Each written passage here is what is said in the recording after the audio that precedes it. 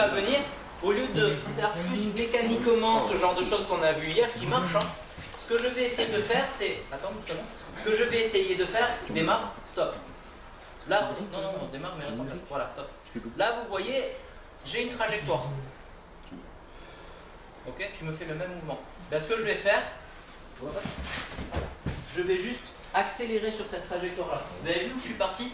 Je suis parti là où il avait envie d'aller. Je suis ici. Et je l'accélère. Je ne mets aucune opposition. Si je mets une opposition, il va falloir que je fasse quelque chose derrière. Ok? Ça peut marcher, hein, c'est ce qu'on a fait hier. On mettait un petit peu d'opposition. Là, on n'en met plus. Donc la chute est beaucoup plus violente parce que j'accélère son mouvement. Il a quelque chose, boum, et j'accélère. Je prends sa trajectoire parce que je l'ai en entier. Je lis sa trajectoire en entier. Sur une saisie, ça va être pareil. Vous voyez là, il a une trajectoire ici.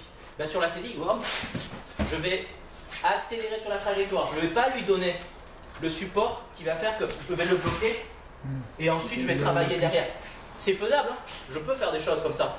Mais là, c'est pas ce qu'on travaille. Je suis ici, et je vais poursuivre le mouvement. Exactement ce qu'on a fait ce matin. D'accord? Donc, mettez-vous dans sa trajectoire, mettez-vous dedans. Parce que si vous n'y êtes pas, bien, vous voyez, il va reconditionner son mouvement, il va faire autre chose. Si je fais ça, bah, il va récupérer son équilibre, c'est logique. Donc vous devez vraiment être présent dans sa trajectoire. Il y a une trajectoire là,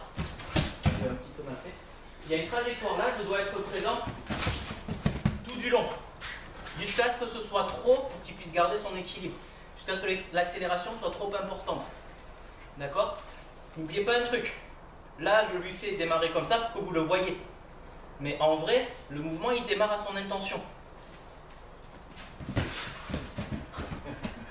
Je suis sur sa trajectoire tout du long. J'ai accéléré ce qu'il voulait faire. Mais vous voyez, quand je suis parti, il n'avait pas amorcé le mouvement. Ça fait partie du travail de la conscience.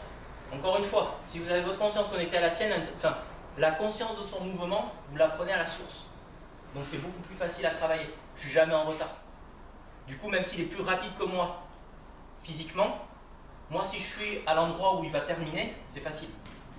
D'accord? Si par contre je dois attendre qu'il amorce son mouvement, ça reste faisable, il y a une lecture à faire, mais il faut que moi je sois vraiment dans son timing. Okay? Si vous anticipez ce qu'il fait, il n'y a plus vraiment de notion de timing. L'action, vous avez le début et la fin. Bah, vous vous placez à la fin, vous attendez que ça se passe. D'accord?